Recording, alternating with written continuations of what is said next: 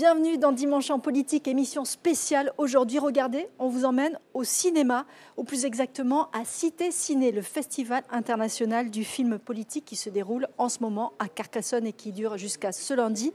Alors c'est un festival citoyen qui fait débat, qui questionne. Qu'est-ce que ça veut dire faire du cinéma engagé aujourd'hui? Quelle est sa portée? Quelles sont ses limites? Quels sont les thèmes qui sont traités à travers ce festival? Et bien de tout ça, on va en parler pendant 26 minutes. Je vais tout de suite rejoindre mes invités qui nous attendent, donc ici au cinéma Le Colisée.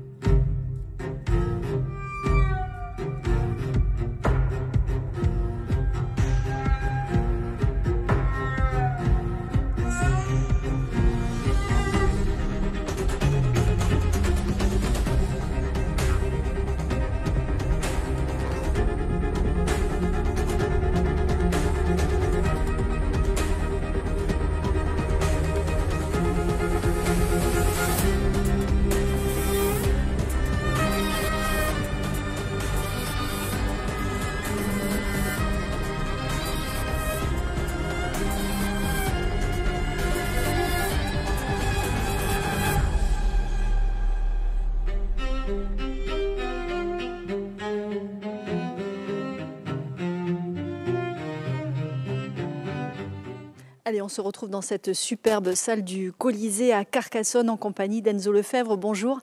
Vous êtes Bonjour. le directeur de ce festival qui en est à sa 6e édition et à côté de vous, on salue également Stéphane Brisé. Bonjour. Vous êtes vous le président du jury et réalisateur de très nombreux films, pour n'en citer qu'un, La Loi du marché notamment avec Vincent Lindon. On va avoir l'occasion d'en reparler tout à l'heure. On va commencer avec vous, Enzo Lefebvre. Ici, on vient en tant que spectateur, mais aussi citoyen finalement dans ce festival. Oui, c'est un bon résumé, effectivement. On est avant tout un festival de cinéma, c'est-à-dire on y vient en tant que spectateur, en tant qu'amoureux, passionné, intéressé de cinéma, mais aussi en tant que citoyen, parce que le cinéma, justement, qu'on défend, qu'on met en lumière, qu'on présente dans cette programmation, c'est un cinéma qui nous concerne en tant que citoyen. Ici, Stéphane Brisé, chaque film est finalement un coup de poing, non, quand on assiste à toutes les projections? C'est un cinéma qui regarde le monde. C'est ça qui est intéressant, c'est de voir que l'objet... le film politique, il peut être un peu mal connoté. C'est-à-dire qu'on peut penser que c'est un peu une distribution de tracts de la France insoumise.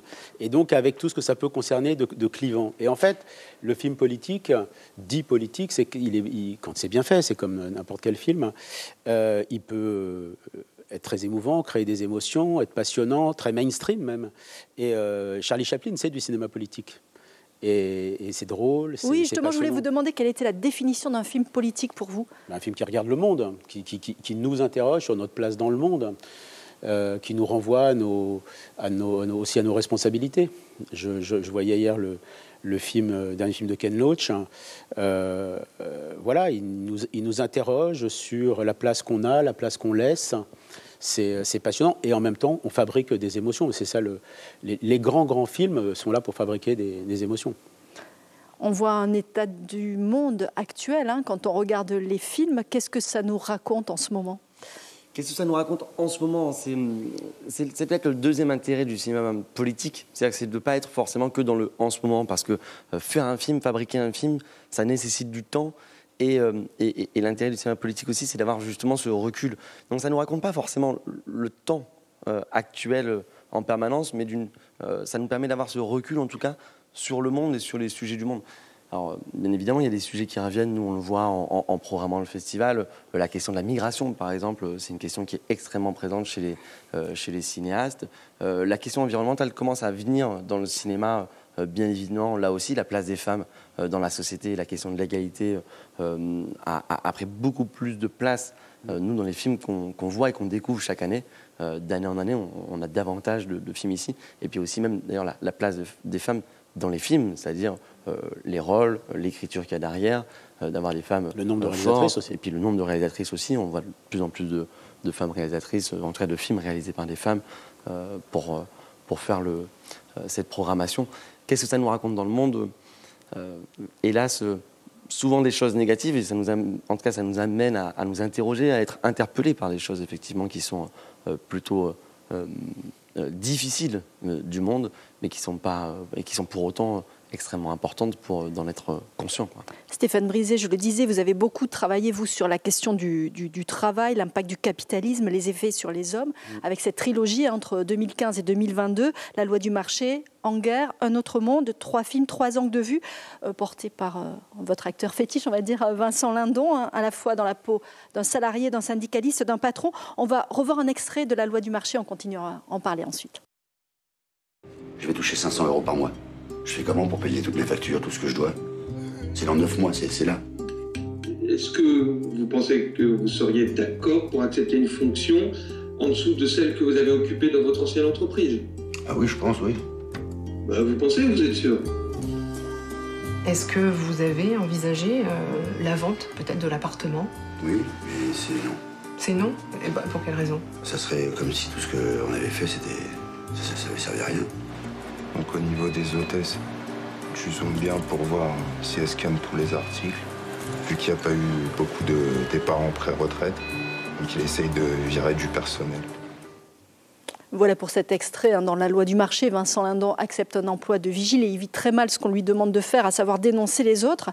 Stéphane Brisé, vous venez d'un milieu modeste. Est-ce que c'était une évidence de parler du travail? Est-ce que vous êtes senti à un moment donné un peu investi d'une mission? Alors, juste avant de répondre à la question, je vais revenir sur des mots que vous avez utilisés en lançant. Vous avez dit, Vincent Lindon, il est salarié dans La loi du marché, il est syndicaliste dans Guerre et il est patron dans Un autre monde. Mais en fait, il est salarié dans tous les films. C'est un salarié, c'est-à-dire qu'en fait, il n'est pas patron de son entreprise dans Un autre monde, c'est un cadre dirigeant, c'est un manager d'entreprise, il ne possède pas l'entreprise, c'est un salarié payé très cher, mais tous ces gens-là sont des salariés. Et finalement, c'est les mêmes personnes. À différents postes. À différents postes. Et en fait, ce que dans ces films, j'avais envie de montrer, c'était la manière dont l'agent de sécurité qu'il est à un moment dans La loi du marché, il se questionne éthiquement exactement de la même manière que le cadre dirigeant d'Un autre monde. Finalement, le problème n'est pas un problème d'opposition un peu basique, de classe avec les gentils ouvriers et les méchants cadres. C'est que c'est un problème, ce que j'avais envie de raconter au travers de ces films, c'est que c'est un problème systémique. Voilà. Et c'est des questions... Ce sont des films sur la désillusion, vous dites. Ah oui, alors ça, moi, entre 2014, où j'ai commencé à écrire La loi du marché, jusqu'en 2020, où j'ai achevé Un autre monde. Et j'ajoute aussi Une vie, parce que j'ai fait l'adaptation d'un roman de Maupassant qui était entre La loi du marché et En guerre, qui est aussi un film sur la désillusion. Donc entre 2014 et 2020, pendant 6 ans, j'ai brassé cette matière de désillusion. Il y avait peut-être, même avant que je m'empare de toute cette matière, encore une forme il y avait une illusion certainement sur ce monde-là. Et comme moi je travaille pour fabriquer les films, je rencontre les gens. Parce que moi je suis un mec... Oui, vous vous documentez en fait. Oui, moi je suis un mec dans un bureau et derrière un ordinateur. Je ne connais pas grand-chose au monde, quoi, finalement. Si, à mon monde de fabrication des films. Mais pour bien comprendre, les agents de sécurité, j'ai passé des semaines au carré dans un hypermarché. Les ouvriers qui font grève, j'ai rencontré eux, mais je rencontre aussi l'autre point de vue. Parce que ce qui m'intéresse, c'est pas de caricaturer la parole de chacun. C'est d'être très objectif dans la parole et donner une parole, et aux cadres et aux salariés plus modestes, une parole très structurée. Pourquoi? Parce que la folie, la dinguerie, la grotesquerie du système néolibéral, il n'a pas besoin d'être caricaturé pour, quand il est représenté à l'écran, il suffit de le montrer et on va dire « Ah ouais, c'est dingue en fait », et on vit dans ce monde-là. Enzo Lefebvre, c'est ce qui donne la force à tous ces films que vous projetez, c'est d'être finalement au plus près de la réalité. Oui, effectivement, ça soit alors, bien évidemment dans les films documentaires qu'on présente, mais dans la fiction, là aussi, d'être au plus près de la réalité, de nous interpeller justement sur cette réalité. Tout à l'heure, Stéphane Brisé le disait, c'est-à-dire que l'intérêt du cinéma politique, c'est de nous interroger, et pour nous interroger, il faut avoir cette proximité avec cette réalité. C'est tout l'enjeu, je pense, des cinéastes qui font ces films. C'est le cas pour cette trilogie dont on parle, c'est le cas pour les films qu'on présente. Et on va en voir justement un autre exemple avec une fiction qui est en compétition, qui s'appelle Dissidente. Ça se passe à Richelieu, une ville industrielle du Québec. Une jeune femme est embauchée dans une usine comme traductrice et elle va se rebeller contre les conditions de travail ignobles imposées à de jeunes ouvriers guatémaltèques. On regarde un extrait. Les gars sont crevés. Ben tout bas. Tu peux pas demander à un de tes temporaires québécois de le remplacer? Il n'y en a pas de câble qui pèle à 10$ de l'heure. On n'est pas très impressionné par les résultats du dernier trimestre. C'est le dernier avertissement, je vous le dis. Est-ce que c'est clair? Là, c'est ma tête qui est sur le bio. Il va falloir y fouetter un peu. Là. Overtime, overtime.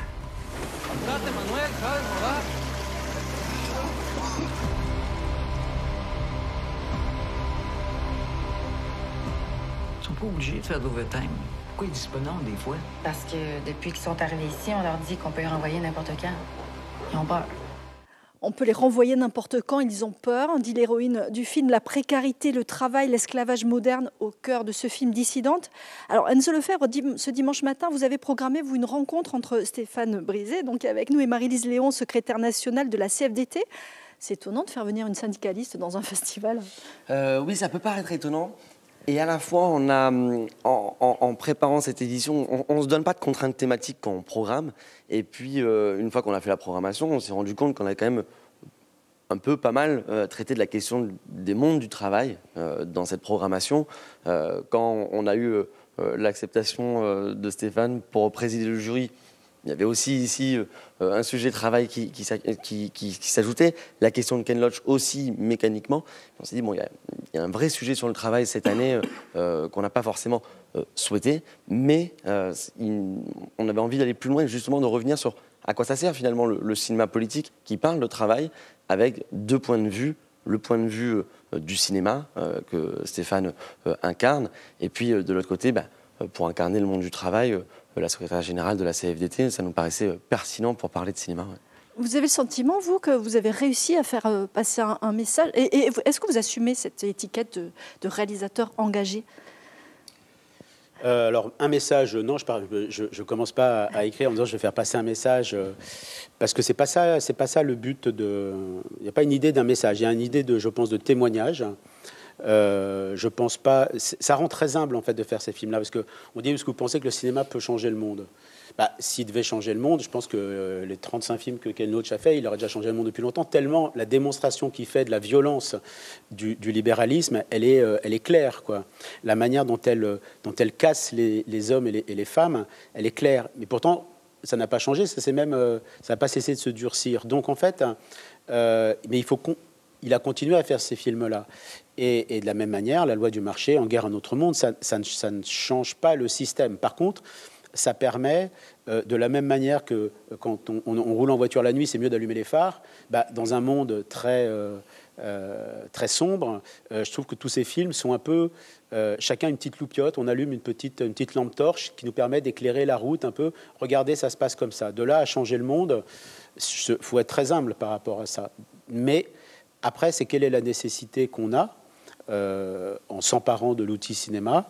Et cette nécessité, c'est de nous faire réfléchir collectivement à notre place à l'intérieur d'un système. On va continuer bien sûr à évoquer tous ces thèmes dans Dimanche en politique. Vous avez beaucoup parlé de Ken Loach depuis le début de cette émission, car effectivement, vous lui avez remis un prix d'honneur pendant ce festival. Ken Loach, immense réalisateur britannique qui dépeint depuis des années les crises et les douleurs de la société du côté des plus modestes, notamment à travers un film qui a été largement récompensé, Moi, Daniel Blake. On va regarder un petit extrait justement de la remise de son prix d'honneur ici à Carcassonne, et on continue dans quelques instants d'en parler.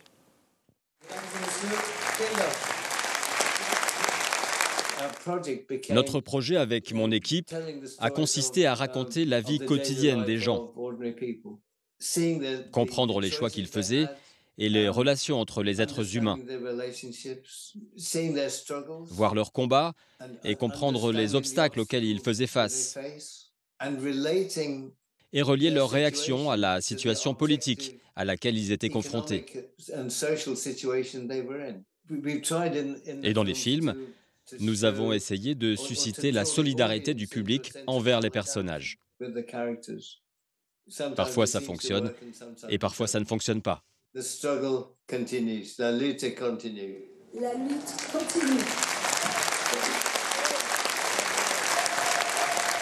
Dimanche en politique spéciale depuis Cité Ciné. Aujourd'hui, le Festival international du film politique qui se déroule à Carcassonne jusqu'à ce lundi. On continue à en parler, cette fois avec Marie Masmonteil. Bonjour. Bonjour. Vous êtes productrice de films et de documentaires. Notamment, vous avez produit Tous au Larzac, dont on va reparler dans un petit moment. Puis on est toujours en compagnie de Stéphane Brisé, le président du jury et réalisateur. Vous aussi, vous êtes membre du jury, hein, Marie.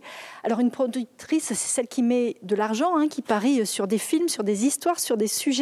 Est-ce que les succès de films de Ken Loach, de Stéphane Brisé, qui sont quand même sur des sujets, on va dire, un peu ardus, exigeants, ont montré qu'on pouvait aussi attirer beaucoup de monde avec des films comme ça?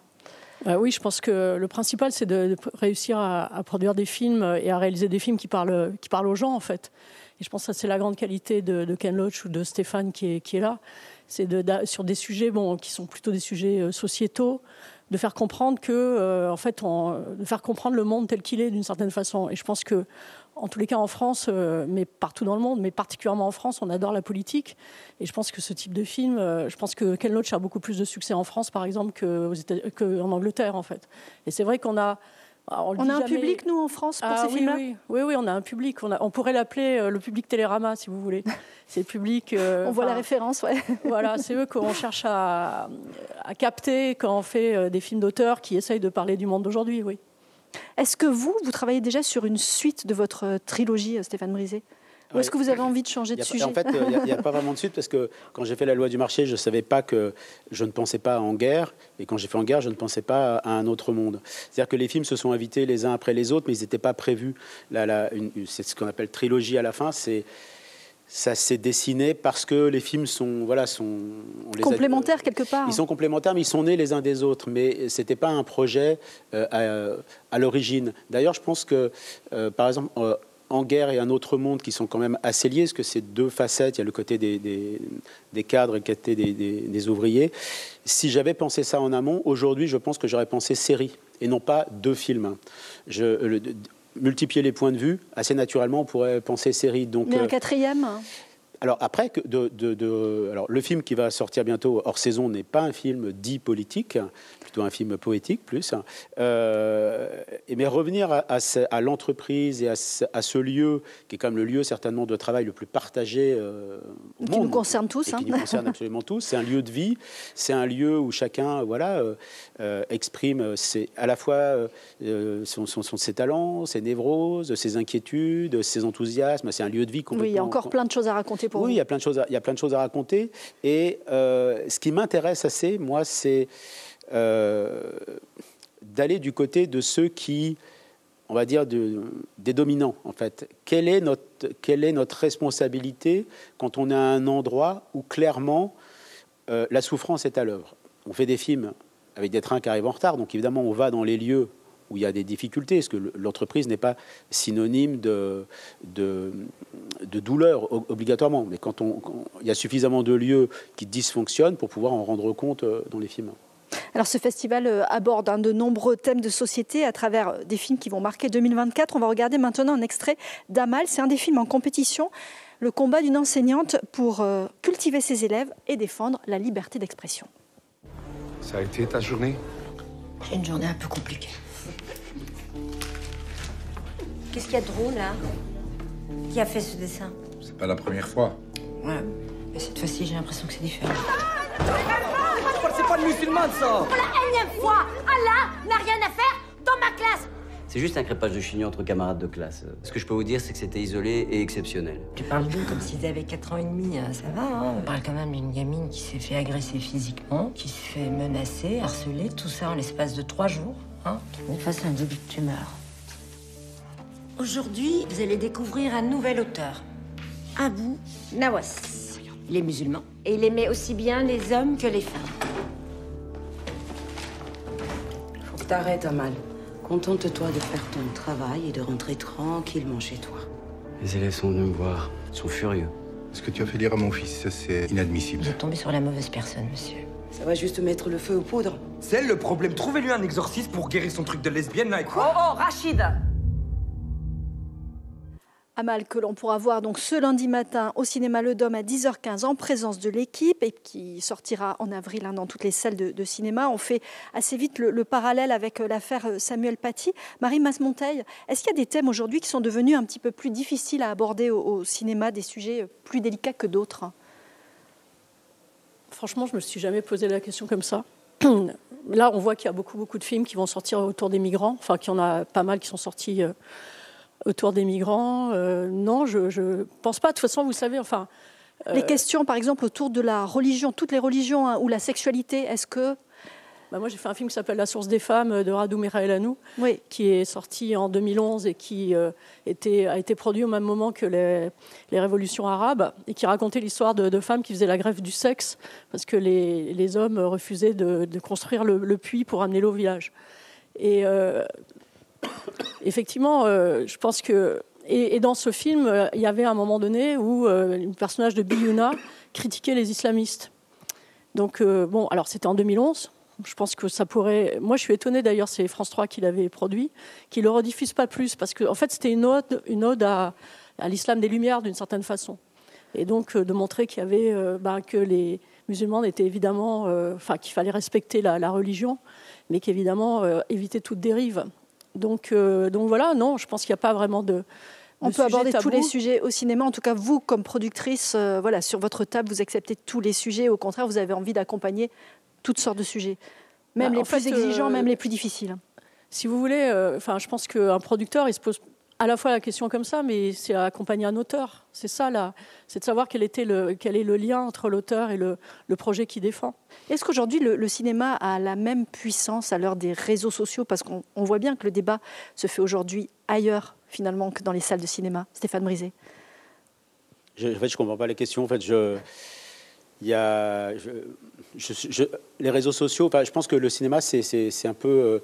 aujourd'hui, ça devient l'art de la nuance, quoi. C'est-à-dire qu'il y a une dramaturgie, on prend un peu le temps. C'est-à-dire que 90 minutes minimum d'un film, ça devient quelque chose d'insensé, quoi, de pouvoir se poser 90 minutes. Alors on voit bien d'ailleurs dans les salles que les mecs regardent les réseaux sociaux ou leurs SMS pendant qu'ils voient les films. Et donc c'est assez dingue. Les réseaux sociaux, c'est le monde de l'instantanéité. C'est très clivant, ça va trop vite en fait pour qu'il y ait une pensée qui se développe en fait.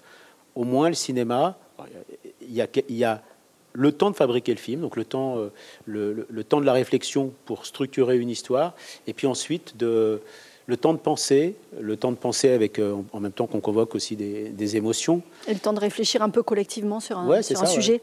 Je voudrais qu'on dise un mot des documentaires, puisque voilà, vous produisez beaucoup de documentaires, et notamment un qui résonne tout particulièrement dans notre région, c'est Tous au Larzac, le combat des paysans pour garder leurs terres face au projet d'agrandissement du camp militaire. 11 années de lutte acharnée avec notamment des figures. On connaît bien, nous, José Bové. On va regarder un extrait, on continue à en discuter.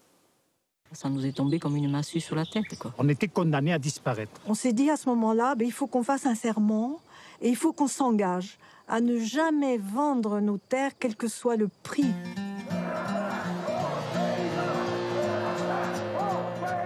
La première riposte, ça a été de protester avec les outils qu'on avait. Et dans la région, on a deux choses, les brebis et les tracteurs. Et on s'est aperçu que c'était une arme extraordinaire parce que nous, on sait comment l'apprendre, une brebis. Des flics. Voilà, un documentaire réalisé par Christian Rouault, sorti en 2011, César du meilleur documentaire. Est-ce que les prix, et vous allez en distribuer à l'occasion de ce festival, est-ce que les prix, c'est déterminant, notamment pour les documentaires, peut-être un genre un petit peu moins connu? En fait, la carrière de Tous au Larzac, elle a été faite avant les Césars, donc on ne pouvait pas dire que ça a été particulièrement déterminant. Après, ça a peut-être joué parce que le film a été pris à Collège et Cinéma. Comme ça, il a été vu par les collégiens et donc, du coup, ça a encore accentué sa carrière. Mais évidemment, quand vous avez la Palme d'Or comme Anatomie d'une chute, là, évidemment, c'est une rampe de lancement phénoménale qui se produit avant la sortie du film. Et là, je pense que... le film, sans doute, Anatomie aurait marché, mais là, ça décuple encore sa capacité à toucher le public sur un film qui n'est pas ultra simple, en fait, et qui dure 2h30. C'est vrai que nous, on a eu le prix du public à Berlin avec Va vie et devient. C'était à Berlin, donc franchement, le public français n'était peut-être pas forcément obsédé par ça, mais du coup, En tous les cas, ça a donné confiance aux distributeurs. Je pense que c'est ça aussi. Quand vous avez un prix avant la sortie, le distributeur, il a plus confiance et il va se dire on va essayer de lancer le film dans des meilleures conditions, peut-être un petit peu plus d'écran. Et c'est peut-être aussi un gage pour attirer plus de monde dans les salles. À propos du documentaire, est-ce que c'est un genre qui connaît un renouveau? On voit arriver tout un tas de jeunes réalisateurs qui partent un peu à travers le monde, parfois avec des moyens très légers. Est-ce que ça renouvelle un peu le genre? Je pense qu'il y a tout le temps eu des documentaires. Simplement, c'est vrai que c'est peut-être plus facile financièrement de monter. Enfin, quoique, parce qu'il n'y a pas beaucoup de chaînes de télévision qui interviennent sur les documentaires cinéma.